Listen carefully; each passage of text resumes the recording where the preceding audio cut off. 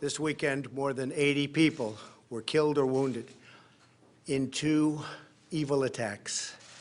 One Saturday morning in El Paso, Texas, a wicked man went to a Walmart store where families were shopping with their loved ones.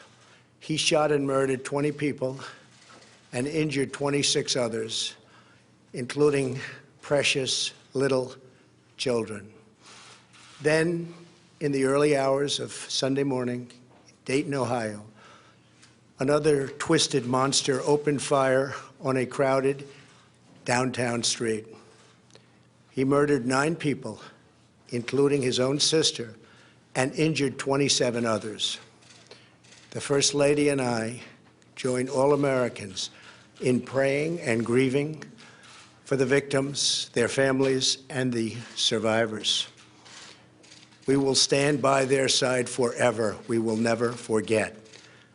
These barbaric slaughters are an assault upon our communities, an attack upon our nation, and a crime against all of humanity. We are outraged and sickened by this monstrous evil, the cruelty, the hatred, the malice, the bloodshed, and the terror.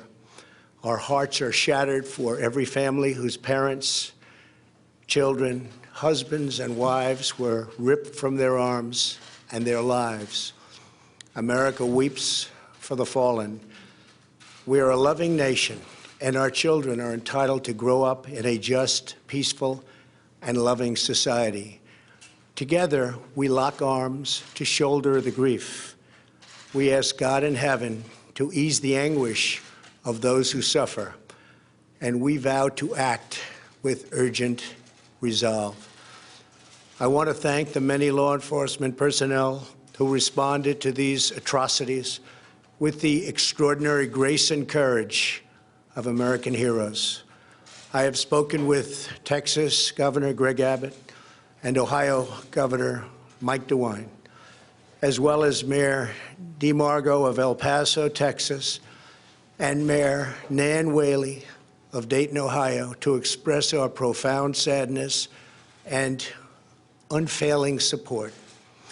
Today, we also send the condolences of our nation to President Obrador of Mexico and all the people of Mexico for the loss of their citizens in the El Paso shooting. Terrible, terrible thing. I have also been in close contact with Attorney General Barr and FBI Director Wray. Federal authorities are on the ground, and I have directed them to provide any and all assistance required, whatever is needed. The shooter in El Paso posted a manifesto online consumed by racist hate. In one voice, our nation must condemn racism, bigotry, and white supremacy. These sinister ideologies must be defeated. Hate has no place in America. Hatred warps the mind, ravages the heart, and devours the soul. We have asked the FBI to identify all further resources they need to investigate and disrupt hate crimes and domestic terrorism, whatever they need. We must recognize that the Internet has provided a dangerous avenue to radicalize disturbed minds and perform demented acts. We must shine light on the dark recesses of the Internet and stop mass murders before they start. The Internet, likewise, is used for human trafficking, illegal drug distribution, and so many other heinous crimes. The perils of the Internet and social media cannot be ignored, and they will not be ignored. In the 2 decades since Columbine, our nation has watched with rising horror and dread as one mass shooting has followed another, over and over again, decade after decade. We cannot allow ourselves to feel powerless. We can and will stop this evil contagion. In that task, we must honor the sacred memory of those we have lost by acting as one people. Open wounds cannot heal if we are divided. We must seek real bipartisan solutions. We have to do that in a bipartisan manner that will truly make America safer and better for all. First, we must do a better job of identifying and acting on early warning signs. I am directing the Department of Justice to work in partnership with local, state, and federal agencies, as well as social media companies, to develop tools that can detect mass shooters before they strike. As an example, the monster in the Parkland High School in Florida had many red flags against him, and yet nobody took decisive action. Nobody did anything. Why not? Second, we must stop the glorification of violence in our society. This includes the gruesome and grisly video games that are now commonplace. It is too easy today for troubled youth to surround themselves with a culture that celebrates violence. We must stop or substantially reduce this, and it has to begin immediately. Cultural change is hard, but each of us can choose to build a culture that celebrates the inherent worth and dignity of every human life. That's what we have to do. Third, we must reform our mental health laws to better identify mentally disturbed individuals who may commit acts of violence, and make sure those people not only get treatment, but when necessary, involuntary confinement.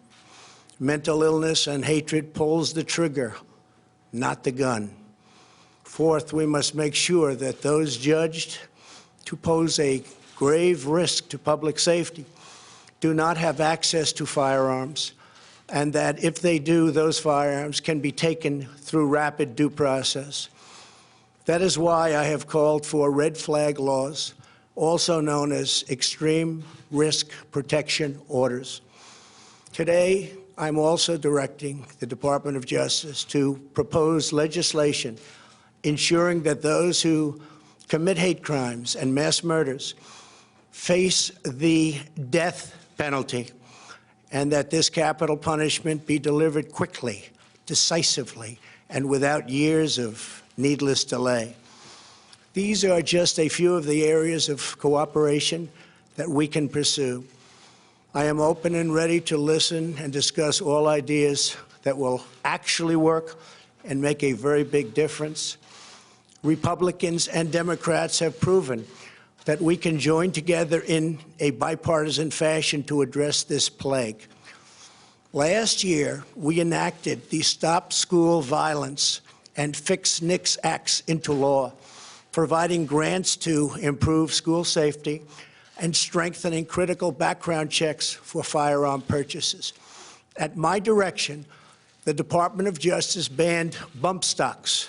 Last year, we prosecuted a record number of firearms offenses. But there is so much more that we have to do.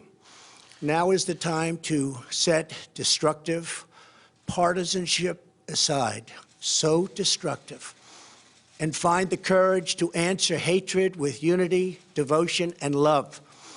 Our future is in our control. America will rise to the challenge. We will always have, and we always will, win. The choice is ours, and ours alone. It is not up to mentally ill monsters. It is up to us. If we are able to pass great legislation after all of these years, we will ensure that those who were attacked will not have died in vain. May God bless the memory of those who perished in Toledo. May God protect them. May God protect all of those from Texas to Ohio. May God bless the victims and their families. May God bless America. Thank you very much. Thank you.